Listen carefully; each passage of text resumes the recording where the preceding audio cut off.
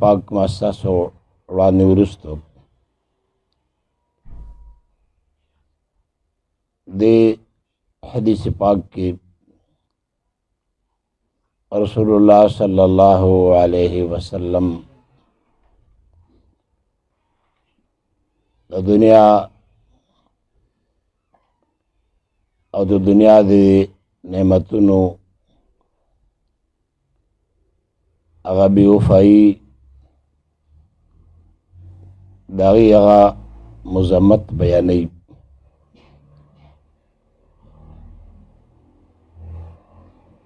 او د هغې خلکو ذکر نبی کریم صلی الله علیه وسلم کوي چې د دنیا د مذمتونو نه هغې محفوظ دي او د دنیا مفاسدو کې هغې شریک نه دي. د هغې خلکو بیان حضور پاک علیه السلام کوي. دنیا څه مضموم او دومره ناکار شی نه دی، خو هغه دنیا چې د انسان لپاره د الله د ذکر نه، د الله د دین نه د غفلت سبب وګرځي او د کومې دنیا په وجه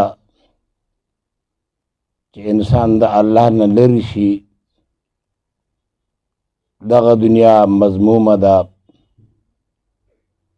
او دغه دنیا انسان لپاره فتنه ده، انسان لپاره سبب د عذاب دی. یو طرف ته دنیاوي او بل طرف ته د انسان تعلق د الله سره وي، د الله د دین سره وي، او د دنیا په وجه باندې د دنیا د جاه و جلال په وجه باندې د الله د ذکر نه، د الله د یاد نه غافل نه وي، بیا دغه دنیا د انسان لپاره سبب د خیر او د برکت دی. ایو صاحب فرمایي ما احسن الدین والدنیا اذا اجتمعا واقبح الكفر والافلاس بالرجل. ډېر ښایسته دی دین دنیا چې کله یو انسان کې دین ومایي، دنیا ومایي، دا ډېره د خوند او د مزې خبره ده. یو سړی دیندار ومایي، مالدار ومایي. واقبح الكفر والافلاس بالرجل. او یو طرف ته انسان د الله نافرمانی، د رسول الله علیه السلام نافرمانی، د دین نافرمانی، او بل طرف ته یو انسان محتاج وي، فقیر وي، نو دا یو بدنما داغ دی چې په انسان ولګي. او دغه یو ډېر بدبخت انسان دی چې نه د سره دین وي او نه ورسره دنیا وي. او چې کله دین او دنیا دواړه وي، بیا دې سره د انسان حسن پیدا کیږي، د انسان دنیا هم پې ښایسته کیږي، د دنیا آخرت د انسان آخرت چې دی هغه پې هم ښایسته کیږي. زمونږ د زندګۍ هم دغه مقصد دی چې موږ په دې خپله زندګۍ کې الله راضي کړو. موږ به د خپله زندګۍ مقصد د دنیا جاه و جلال، د دنیا نعمتونه، دا شیزونه نه ګرځو. دغه شیزونه به د خپل زندګۍ ضروریات ګرځو. او دین او د الله رضا د حضور پاک علیه السلام اتباع دا به د خپل زندګۍ مقصد ګرځو. دنیا څومره شیزونه دي، اسباب د راحت دي، د آرام دي، دا د انسان د زندګۍ ضروریات دي. او چې سړی څو پورې ژوندی وي دنیا کې دغه شیزونو ته د انسان ضرورت وي. او کله چې انسان مړ شي بس بیا دغه شیزونه دنه دنیا کې پاتې شي، د دغه ضروریاتو نه خالی لاس ځي. دنیا کې به داسې زندګي تیرول غواړي چې سړی دنیا ته راځي نو سړی جاړي، او نو داسې ژوند تیرول پکار دي چې کله دنیا نه ځي چې سړی خاندي. او صاحب فرمائی یادداری کے وقت زیادہ نے تو ہم خندا بودند تو گریاں. تا یاد دی چې کله ته پیدا کېدې د خپل مور نه پیدا شوې نو ستا ټول خپل خپلوان خوشحاله وو، ای خندل، یو بل له مبارکبادۍ ورکولې او تا جړل. ماشوم چې څنګه پیدا شي او د مور د نوش سره جدا شي دی او چغه وباسي، هغه وخت کې ته چې پیدا کېدې نو تا جړل او نورو خلکو هغې خندل، خوشحالی کولی. آج نازیش کے وقت مردن تو ہم گریا مدند تو خندا. دنیا کی داسی زندگی تیر کا، داسی وقت تیر کا چې د مرګ په وخت کې ته خاندې او خلک جاړي. پیدا کېدې نو تا جړل، خلکو خندل. اوس داسې ژوند تیر کا چې کله ته مرې چې ته خاندې او خلک جاړي. دا به هله کېږي چې سړی د خپله زندګي د الله پاک د رضا مطابق تیره کړي نو دی چې مري خامخا به دی خوشحالی او دکې به خندا وي، دی به مسکې وي او خلک به خامخا د دین د وجې نه هغې به خفه وي. حضرت ابو هریره رضی الله تعالی عنه چې کله وفات کېده صحابه ورته ناستې ملګري هغې خفه دي. دی ورته وایي تاسو ولې خفه کېږئ؟ دا خو ما دپاره د خوشحالۍ خبره ده، سبا به زما د حضور پاک علیه السلام سره او د صحابو سره به زما ملاقات کېږي. زه مړ شم نو د حضور پاک سره د صحابو سره به زما ملاقات کېږي. نو دې حدیث کې نبی کریم علیه السلام فرمایي الا ان الدنیا ملعونة وملعون ما فیها. خبردار ای زما امتیانو، دا دنیا او دې دنیا کې چې څومره شیزونه موجود دي دا ټول د الله د رحمت نه لرې دي. لعنت معنا ده لرېوالی د الله د رحمت نه. نبی کریم علیه السلام فرمایي چې ای زما امتیانو تاسو خبردار اوسئ چې دنیا او دنیا کې څومره انعامات یا څومره شیزونه چې هغه تاسو د خپل ژوند لپاره د راحت او د آرام اسبابونه ګرځولي دي دغه ټول شیزونه د الله د رحمت نه لرې دي الا ذکر الله، مگر ذکر د الله. معنا چې ذاکرین دنیا کې کم خلق د الله پاک یادونکي دي، د الله پاک ذکر کوي، خدای پاک هغې یادوي هر وخت کې، دغه کسان دا دغه نه مستثنا دي. دی د الله رحمت ته قریب دي، د الله رحمت ته نږدې دي.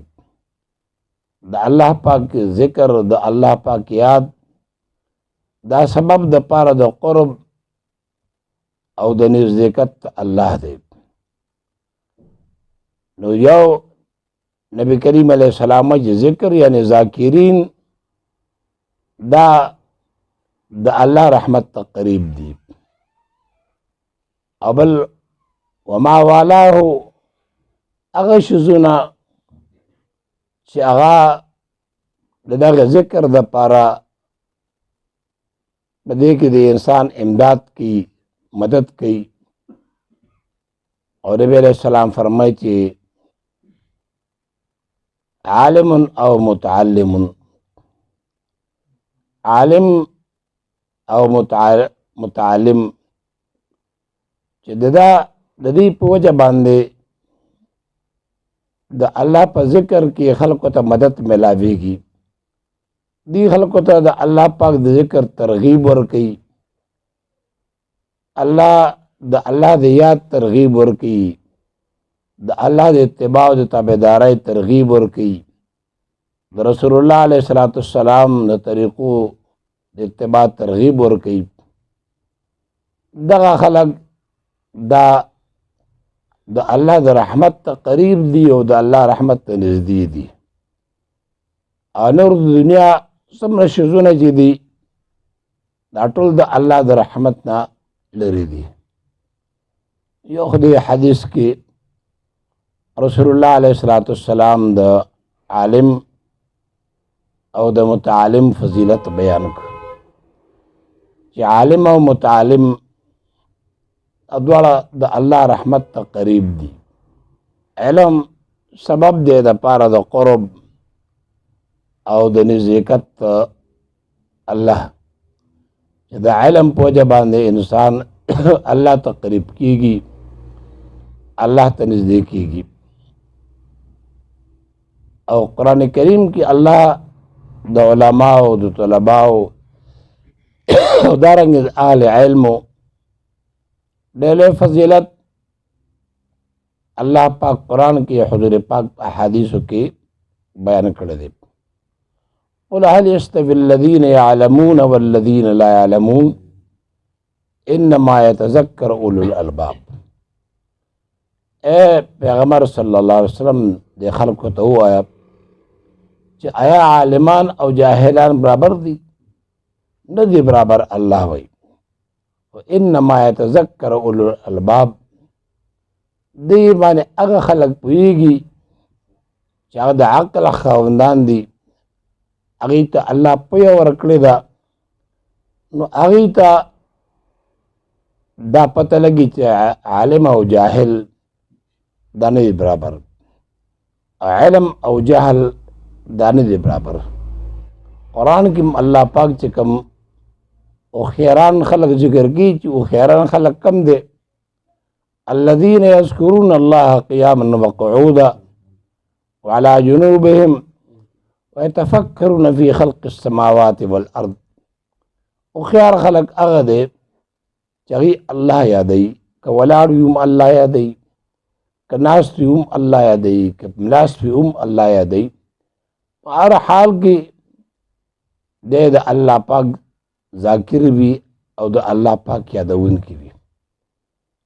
نو علم دومره فضیلتونه دي چې هغه په ګنټو کې نه، په میاشتو کې نه، په کالونو کې هم هغه نه بیانېږي.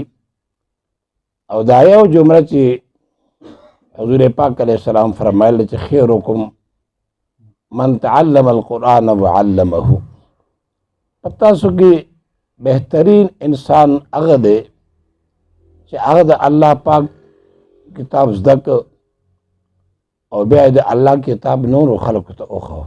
ورئ که موږ د یو جملې ته سوچ وکړو، حضور پاک علیه السلام د دنیا او د آخرت بهتري چې ده دا په علم کې ده ایښې ده. یو د یو وزیر متعلق، د یو صدر متعلق رسول الله علیه السلام نه دی ویلي چې پتا سو کې هغه انسان بهتر دی چې هغه د ملک صدر دی، پتا سو کې هغه انسان بهتر دی چې هغه د ملک وزیر اعظم دی، او یا تاسو کې هغه انسان بهتر دی چې هغه کارخانه دار دی. بلکې نبی علیہ الصلوۃ والسلام فرمای خیرکم من تعلم القرآن وعلمه. بل نبی صاحب من یرید الله به خیرا یفقهه فی الدین. کوم انسان متعلق چې الله اراده د خیر وکي چې دې انسان ته خیر رسوم فائدہ رسوم، هغه ته الله په دین کې پوهه ورکړي. دین دا د علماو دپاره ډېره د خوشحالۍ خبره ده، طلباو دپاره چې هغوی الله دې معاشي دور کې د خلکو ټول دهان او توجه هغه دنیا طرف ته ده، او د انتخاب الله د دین د کولو لپاره کړی دی. دا د دې خبرې ثبوت او دلیل دی چې په دې علماو باندې الله اراده د خیر کړی ده، په دې طلباو باندې الله پاک اراده د خیر کړی ده. او دې کې دې ته اشاره ده چې په دې دنیا کې که الله ته قریب دي، الله ته نږدې دي، هغه دا علما دي او دا طلبا دي. بني اسرائیلو د هغوی د عمالقو سره جنګ و. هغوی د خپل پیغمبر نه مطالبه وکړه چې موږ د عمالقو سره جنګ کول غواړو، دې موږ ډېر انتهایي تنګ کړي وو، خو موږ له یو کمانډر پکار دی چې هغه زموږ کمان وکړي، او زموږ له یو جنګي مشر پکار دی. الله د طرف نه حکم راغلی چې ان الله قد بعث لكم طالوت ملکا. طالوت هغې کې یو غریبي کورنۍ سره تعلق ساته. مختلف توجیهات د متعلق مفسرین کې، خو بس مختصر ده چې دغه په هغې خلکو کې د یو غریبي کورنۍ سره تعلق و، دنیوي لحاظ سره دنیوي اسباب هغه ته مهیا نو.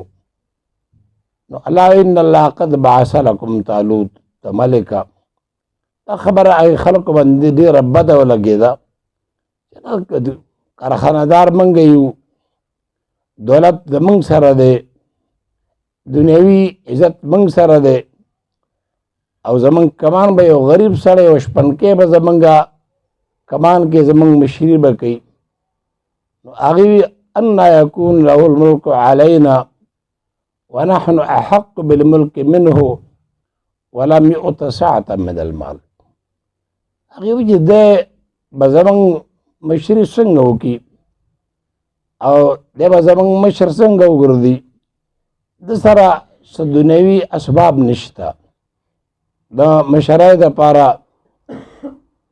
د هغې دپاره چې کوم د کومو اسبابو دنیوي اسبابو ضرورت دی، هغه اسباب د سره مفقود دي، هغه د سره نشته، او نه د نسبي لحاظ سره یا د نسب په لحاظ باندې د څه فوقیت حاصل دی، نه د دولت په وجه باندې. نو دته به دی به زموږ حاکم څنګه وګرځي؟ الله والا د هغې زمانه د پیغمبر په خوله جواب ورکړ چې ان الله اصطفاه علیکم وزاده بسطة فی العلم والجسم. الله ورته وفرمایي چې ان الله اصطفاه علیکم. الله پاک دا طالوت تاسو باندې غوره کړی دی. دې طالوت ته الله پاک فضیلت او بهتري ورکړله. ان الله اصطفى علیکم وزاده بسطة فی العلم والجسم. د مشرۍ دپاره د کوم شي ضرورت دی چې هغه یو جسماني صحت دی، هغه هم دته حاصل دی.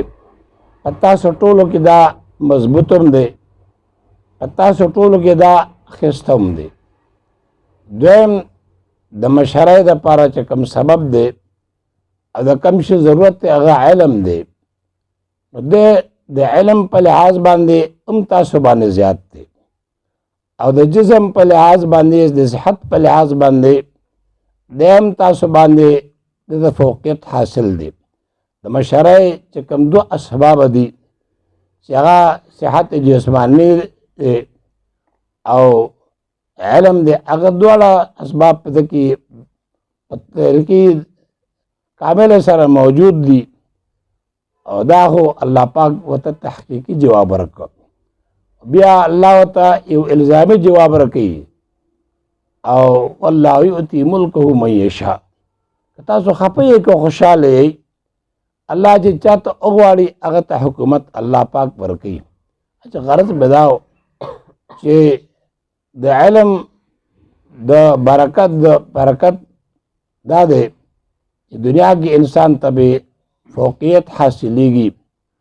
دنیا کې آخرت کې د علم په جبه انسان ته فوقیت او برتری حاصلېږي آدم علیه السلام زمونږ ستاسو نیکه دی جد امجد دی او هغه د ملایکو مسجود ګرځېده ملایکو ته الله امر کو چې تاسو آدم علیه السلام ته سجده وکړئ نو د هغې بله وجه نه و سوا د دې نه چې آدم علیه السلام ته الله په ملایکو باندې علمی فضیلت او فوقیت ورکړی د هغې علمی فوقیت د وجې نه آدم علیه السلام الله مسجود الملائکه وګرځو نو د علم دومره برکات دي رحمان بابا وایي که نه عالمان دی روشنایی دی د دنیا عالمان دی تمام جهان پیشوا که څوک لاره غواړي خدای رسول ته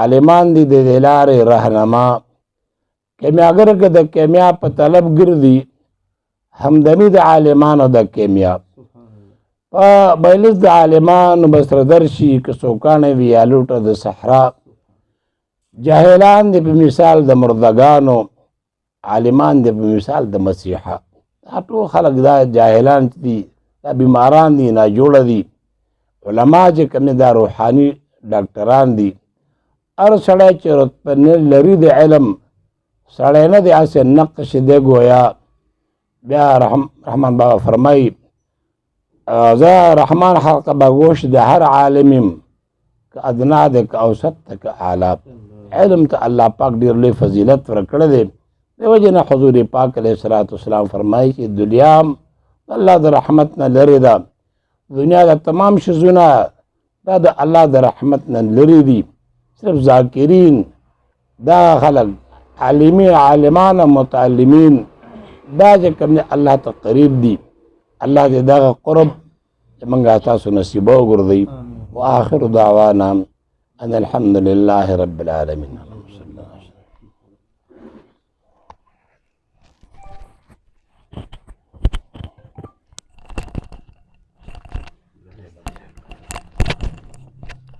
Allah